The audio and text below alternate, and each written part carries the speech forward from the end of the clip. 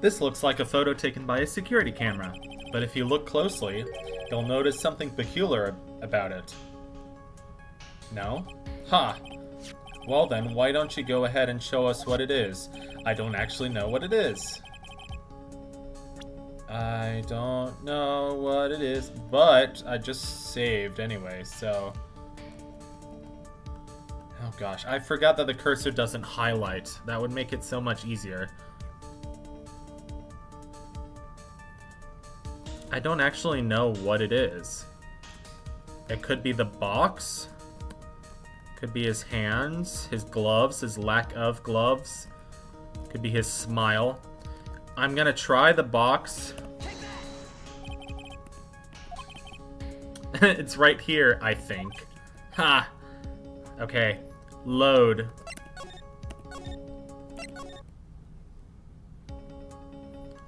Okay, hold on. If we check the court record, let's compare the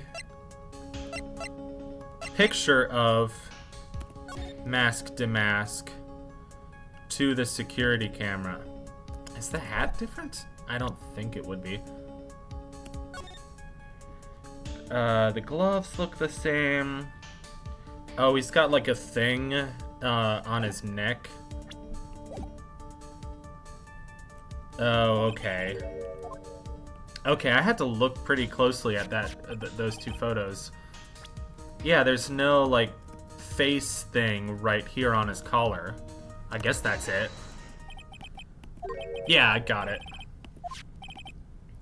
I have a piece of reference I would like the court to take a look at. Isn't that the publicity photo I bought this morning? It looks both like creepy axolotl and that like creepy gargoyle that chases you in Anodyne 2, which is major spoilers, but yeah. It's the clasp, yeah. He has no brooch. Brooch, yeah, that's another way of putting it. The thief that broke... the thief that breached the... You know what I mean. Breach, brooch. I've been fooled again! Sorry, Gumshoe. Better luck next time. Detective Gumshoe, how could you overlook this? It's a pretty small detail. What do you have to say, Godot? Drink your coffee. Hey now, if you're gonna have a pity party, invite me too. He's smiling. How could you have overlooked such a large brooch? Such a large breach of contract? You mean this? He has it? He just has it? Well, I've always had a good nose for evidence. I got it at the crime scene. So you were at the crime scene before us, weren't you? It was hidden in the shadow of a big female Buddha statue. That's not... what? Yeah. It's the Ami Fae. I always put evidence away in my pocket. After all, it's the safest place for crucial evidence. This guy is one cool customer. It's a little early to be shaken up, isn't it, little lady? He's drinking his coffee. I'm drinking some chai tea. What you talking about, hickeys? Figuratively speaking, of course. Ron Delight's fingerprints. Okay, geez, man, keep it age appropriate. The defendant's fingerprints are on the brooch. Okay, well, as we've seen, somebody can be framed. Your metallic girlfriend? Ew.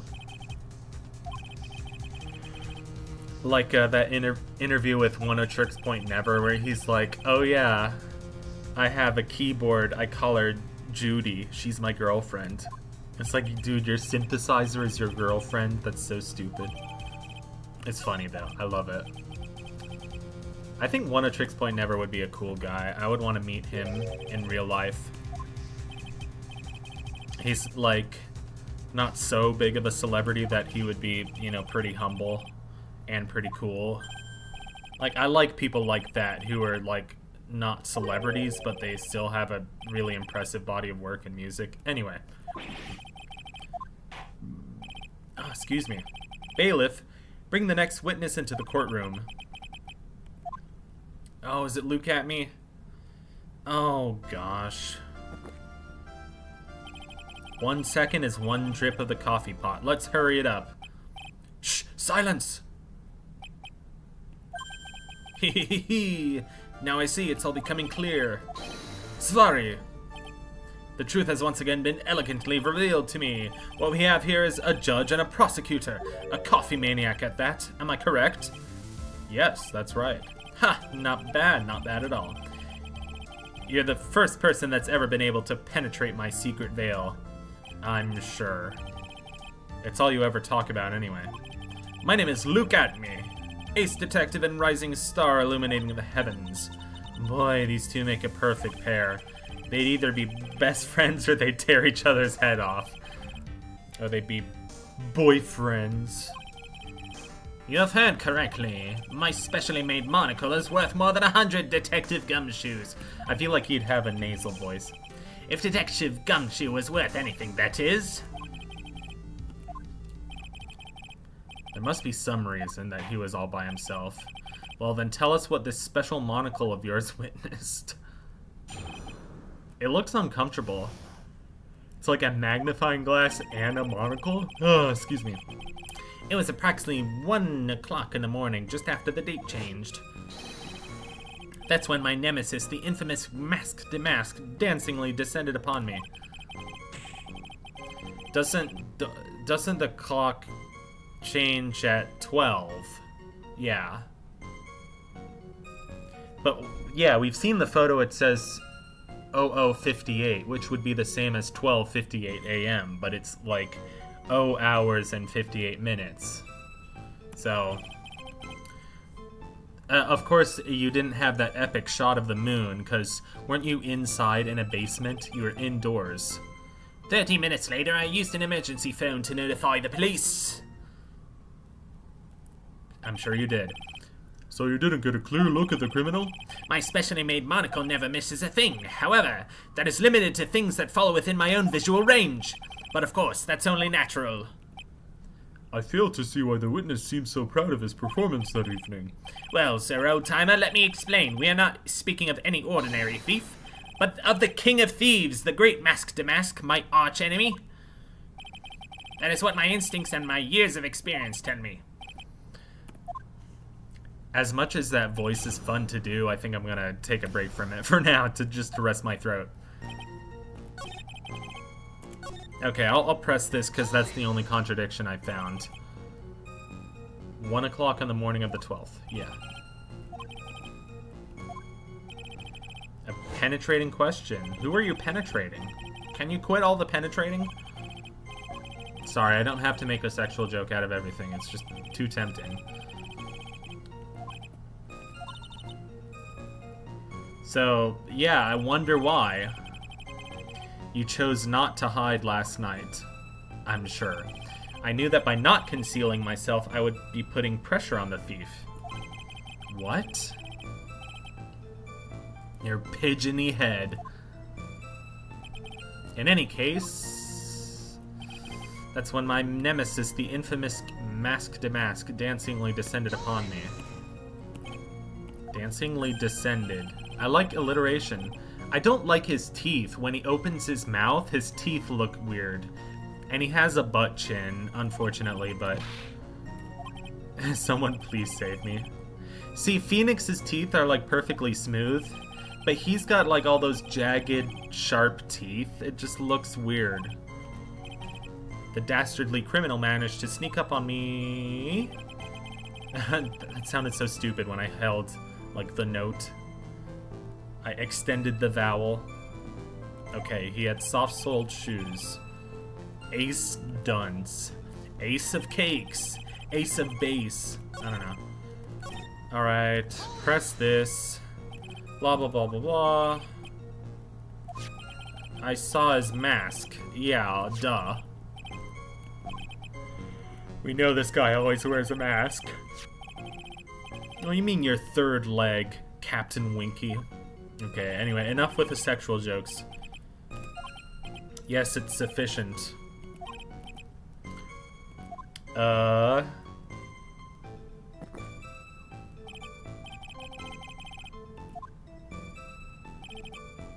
Darkness imprisoning me. I cannot see. Absolute horrors trapped in my holding cell. I don't know all the words. That was the best I could do. Darkness imprisoning me.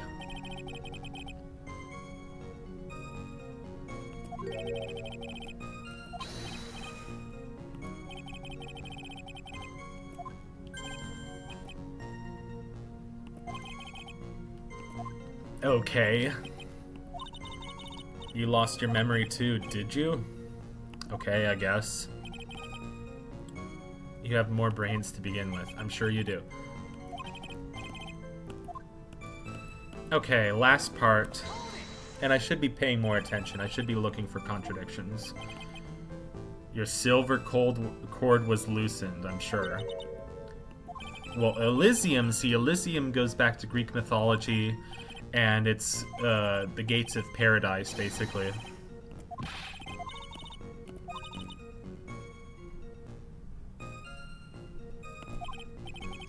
It's like in the underworld, there are several areas of the underworld in Greek mythology. Okay, so he just said the last statement. The last statement contradicts the evidence? How? So 30 minutes later, so 1:28 a.m., right?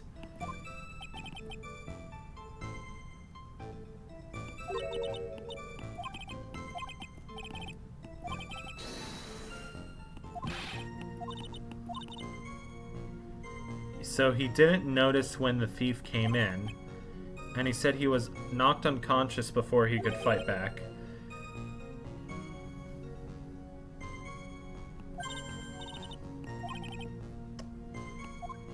Oh, so not necessarily the last statement. I think that's just what they said when all the statements are done. So we have the sword. We know he went bonk on the head, but we also know that there was a struggle because the statue was moved. Also, the pink paint was spilled. How do we prove that? Yeah, we also know that there was a struggle because his brooch got torn off.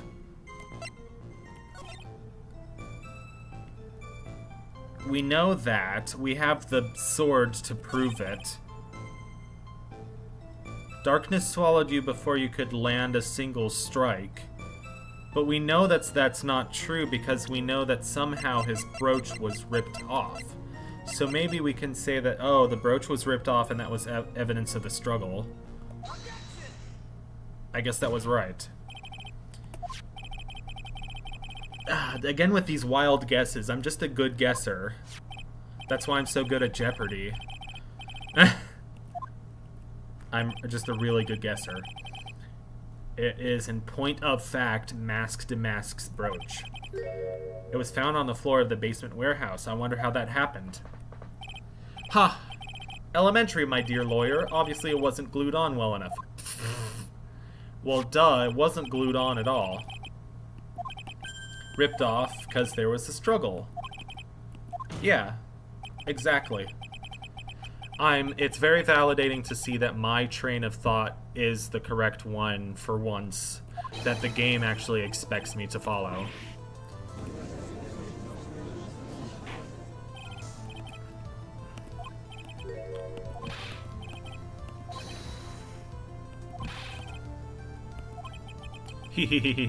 I just remembered, Your Honor. I was just confused because I've been dealing with so many cases lately.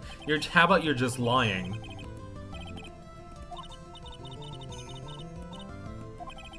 You talk too much.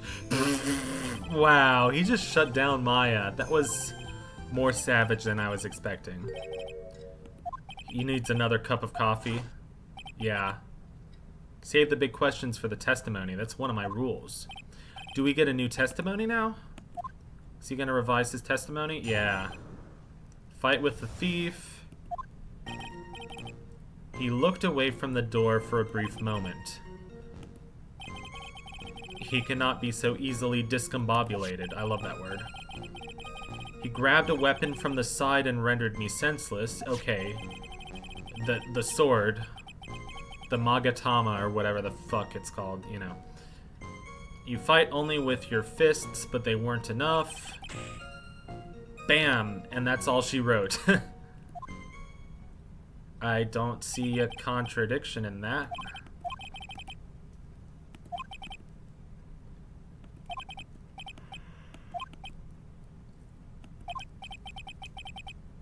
It really can't.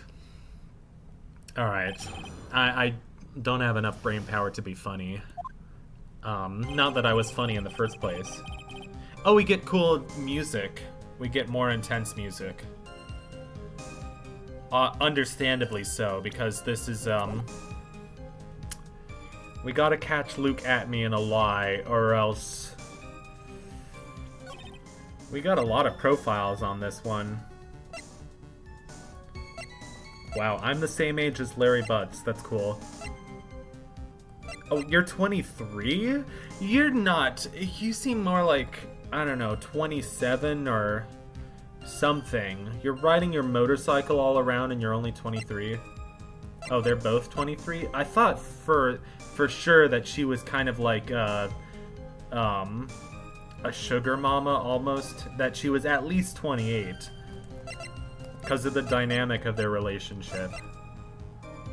He's 34, okay. He's 32, so he's older than Gumshoe. Not that that matters. I'm gonna be Phoenix Wright's age next year. So that's cool. His first blow struck true. Bam, and that's all she wrote. We didn't press this statement? Well, I guess I'm really being careless. I didn't press every statement. Both powerful and vicious. You might say he was powericious. No, I don't want to say that. I assumed the at-me fighting stance, but a sudden flash of light blinded me. That, of course, was checkmate. My opponent had bested me. A flash of light, you say? Yes, absolutely.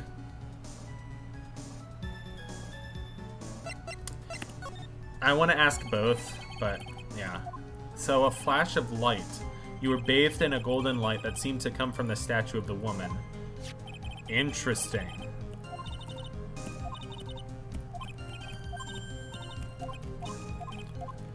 Okay. That didn't add anything new to the testimony, so let's do that again and ask about the other thing. Yes, what's the at-me fighting style? That's a trade secret I really can't say anymore, but I suppose I can tell you if I absolutely must. The main thing is to put your back to the wall, that way no one... Huh. Put your back to the wall?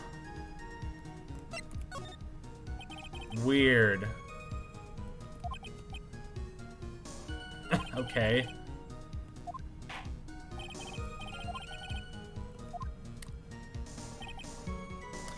You put your back to the wall to fight, but the thief's blow landed upon your third eye, metaphorically speaking. It's right between my left... Okay, you're talking about esotericism and like chakras and stuff. Not really.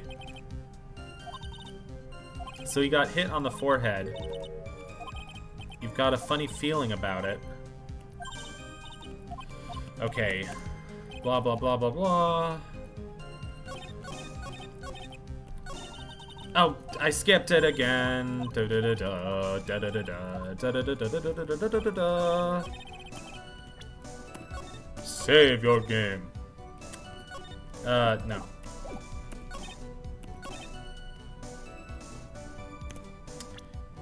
Present. Yeah. How do we know that it's to the back of his head? I'm not sure. Your testimony is crumbling like a house of cards. What fun this is, Sir Lawyer. It's truly a pleasure to cross swords with you. And now, once again, you'll have to throw down the gauntlet at my armored feet. I believe this is what you said yesterday. No, the coward must have wormed his way in through somewhere besides the door. My arch-nemesis struck me on the head from behind. Oh, so that's why it was in the court record, because he straight up said... But just now that you testified, he struck you on the forehead. Huh? Okay, Pikachu. The very fact that you hid the calling card from the police itself is strange. It's almost as if you were afraid they were going to help you with security. Geniuses such as myself have always been misunderstood. How sad. That's wrong. Objection. It's such a nice, pleasant objection. To err is human, to forgive divine. Humans aren't machines. They have souls, feelings. They live, they die. They love, they hate, and yes, they even make mistakes.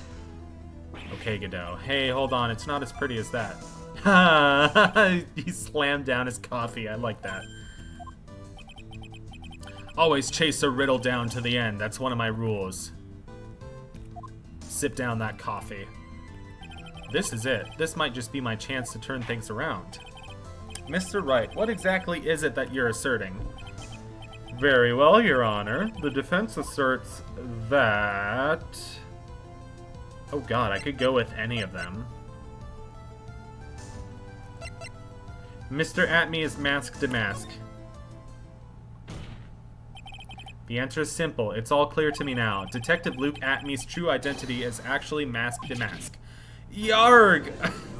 That was creepy. His face looked like a rubber mask coming apart. There are too many unnatural parts to Mr. Atme's story. He says he was hiding at the crime scenes, which is why no one ever saw him there.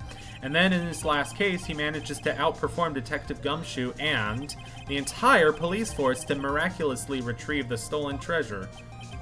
That's because I analyzed the crime scene data and made an exquisitely elegant deduction. I picked up clues that the police overlooked in order to arrive at, Oh, please. The explanation is far simpler than that, Detective Atme. The truth is that you are, in fact, Mask to Mask.